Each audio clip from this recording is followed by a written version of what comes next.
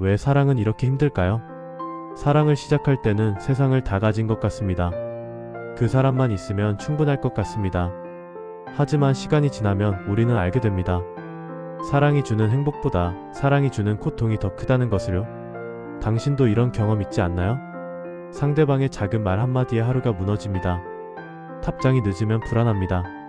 그 사람이 나를 사랑하는지 끊임없이 확인하고 싶어집니다. 왜 우리는 사랑하면서도 이렇게 힘들까요?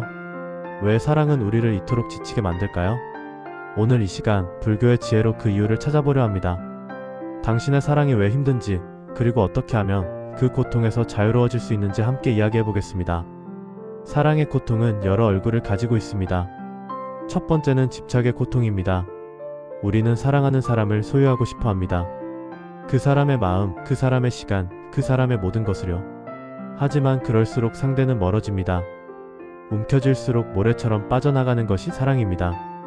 두 번째는 기대의 고통입니다. 나는 이만큼 해줬는데 왜 너는 그만큼 못해주니?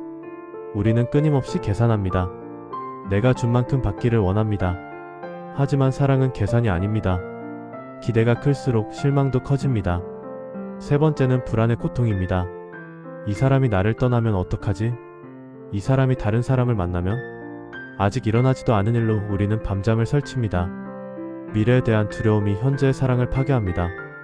한 여성이 있었습니다. 5년을 사귄 남자친구가 있었죠.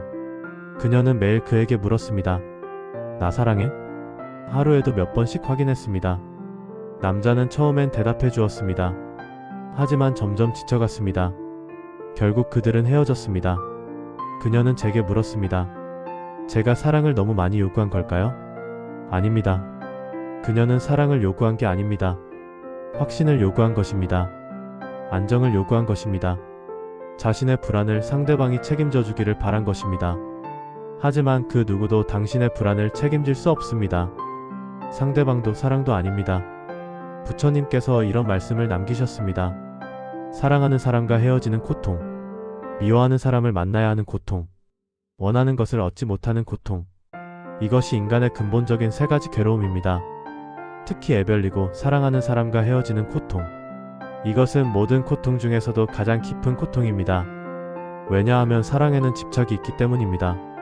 부처님은 또 이렇게 말씀하셨습니다. 일체계고 계유의기. 모든 괴로움은 사랑에서 시작된다. 충격적인 말씀입니다. 사랑이 고통의 원인이라니요? 사랑은 우리를 행복하게 하는 게 아니었나요? 하지만 깊이 생각해보세요. 당신이 사랑하지 않는 사람 때문에 밤잠을 설쳐본 적 있나요? 당신이 집착하지 않는 사람의 말 한마디에 하루가 무너진 적 있나요? 없습니다. 우리는 사랑하기 때문에 고통받습니다. 집착하기 때문에 괴로워합니다. 부처님이 사랑을 하지 말라고 하신 게 아닙니다. 집착을 내려놓으라는 말씀입니다. 사랑과 집착은 다릅니다. 사랑은 상대방의 행복을 바라는 마음입니다. 집착은 상대방을 통해 내가 행복해지려는 마음입니다. 사랑은 상대방을 자유롭게 합니다. 집착은 상대방을 묶어둡니다. 사랑은 주는 것입니다. 집착은 받으려는 것입니다. 우리는 매일 이 두 가지를 혼동합니다. 사랑한다고 생각하지만 실은 집착하고 있습니다. 상대방을 사랑한다고 생각하지만 실은 상대방이 필요한 것입니다. 이것이 사랑이 힘든 진짜 이유입니다. 불교에서는 집착을 애라고 부릅니다. 이 애는 세 가지로 나뉩니다. 첫째, 요괴. 감각적 쾌락에 대한 집착입니다. 상대방의 외모, 목소리, 스킨십 이런 것들에 집착하는 것입니다. 둘째, 유해. 존재에 대한 집착입니다. 이 관계가 영원히 계속되었으면 좋겠다. 이 사람이 항상 내 곁에 있었으면 좋겠다. 이런 집착입니다. 셋째, 무유해. 소멸에 대한 집착입니다. 이 고통스러운 관계가 끝났으면 좋겠다. 이 사람과 헤어졌으면 좋겠다. 이런 집착입니다. 재미있는 건 사랑과 미움 모두 집착이라는 것입니다. 당신이 누군가를 너무 사랑해서 괴롭다면 그것은 집착입니다. 당신이 누군가를 너무 미워해서 괴롭다면 그것도 집착입니다. 집착의 본질은 나입니다. 내가 원하는 것, 내가 바라는 것, 내가 두려워하는 것. 모든 집착의 중심에는 나라는 자아가 있습니다.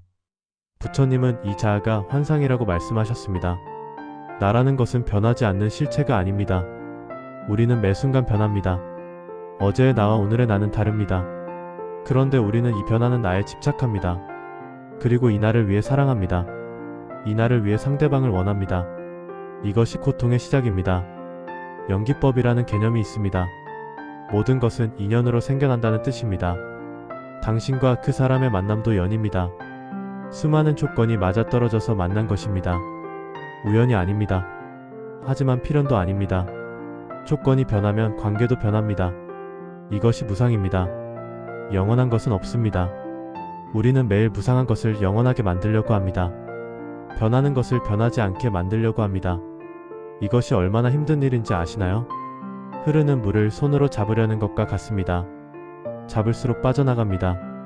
그래서 사랑이 힘든 것입니다. 당신이 사랑하는 사람도 변합니다. 당신도 변합니다. 그 사람의 마음도 변합니다. 당신의 마음도 변합니다. 하지만 우리는 이 변화를 받아들이지 못합니다. 왜 예전 같지 않지? 왜 변한 거야?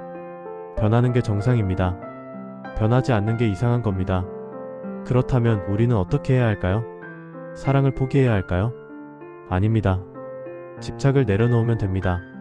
첫 번째 실천, 기대를 내려놓으세요. 상대방이 당신의 기대대로 행동하지 않는다고 해서 실망하지 마세요.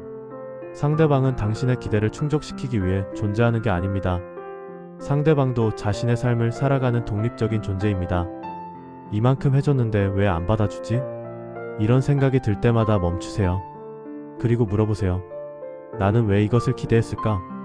나는 무엇이 두려운 걸까? 기대의 뒤에는 항상 두려움이 있습니다. 사랑받지 못할까 하는 두려움, 버림받을까 하는 두려움.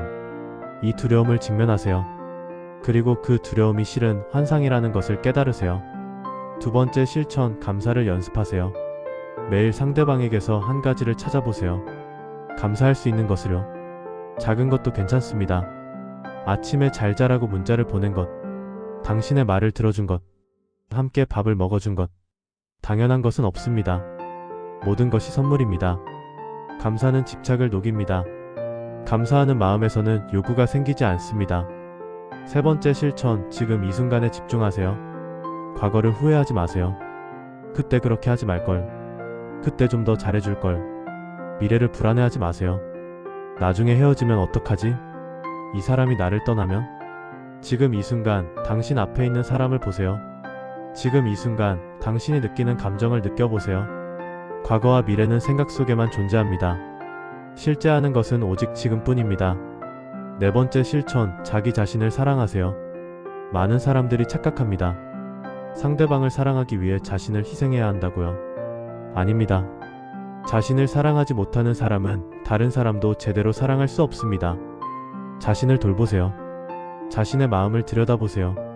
자신에게 친절하세요. 당신이 당신 자신에게 하는 것처럼 상대방도 당신을 대합니다. 다섯 번째 실천, 놓아주는 연습을 하세요. 매일 밤 하루를 정리하면서 이렇게 말해보세요. 오늘 하루도 고마웠어. 내일은 내일의 일이야. 상대방을 통제하려는 마음을 내려놓으세요. 상대방을 바꾸려는 마음을 내려놓으세요. 진정한 사랑은 상대방을 있는 그대로 받아들이는 것입니다. 내가 원하는 모습으로 만들려는 게 아니라 그 사람이 그 사람답게 살 수 있도록 돕는 것입니다. 한 노스님의 이야기를 들려드리겠습니다. 어느 젊은 부부가 스님을 찾아왔습니다. 둘은 사랑해서 결혼했지만 최근 들어 싸움이 잦아졌다고 합니다. 남편이 말했습니다. 아내가 저를 이해해주지 않습니다. 제가 힘들 때 제 곁에 있어주지 않습니다. 아내가 말했습니다.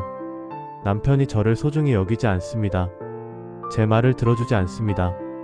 스님은 조용히 듣고 계시다가 두 사람에게 물었습니다.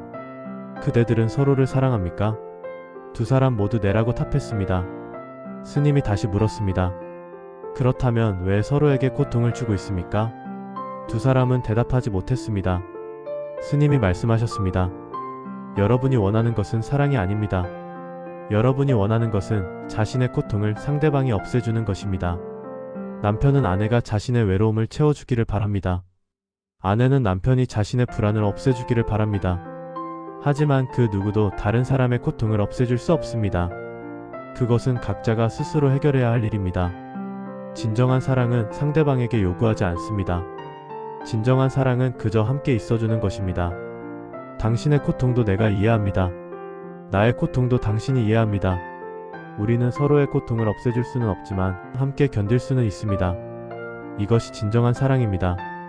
그 말을 듣고 두 사람은 눈물을 흘렸습니다. 그리고 깨달았습니다.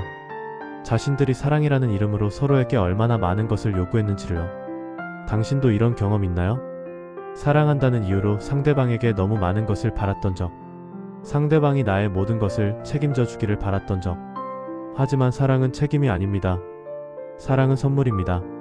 사랑이 힘든 이유는 간단합니다. 우리가 사랑을 집착으로 착각하기 때문입니다. 우리가 상대방을 통해 나의 결핍을 채우려 하기 때문입니다. 진정한 사랑은 비웁니다. 진정한 사랑은 내려놓습니다. 진정한 사랑은 자유롭게 합니다. 상대방을 사랑한다면 그 사람이 행복하기를 바라세요. 설령 그 행복이 나와 함께가 아니더라도요. 이것이 가장 어렵지만 가장 진실한 사랑입니다. 부처님께서 말씀하셨습니다. 자비이사 무량심, 자애 연민 기쁨 평정, 이 네 가지 무량한 마음으로 사랑하라고요. 집착하지 마세요. 기대하지 마세요. 통제하지 마세요. 그저 사랑하세요. 조건 없이 대가 없이. 그럴 때 비로소 사랑은 고통이 아닌 기쁨이 됩니다. 오늘 이 이야기가 당신의 마음에 작은 울림을 주었기를 바랍니다. 당신의 사랑이 조금 더 자유로워지기를 바랍니다. 이 영상이 도움이 되셨다면 구독과 좋아요 부탁드립니다. 다음 영상에서 또 만나요. 당신의 마음에 평화가 깃들기를.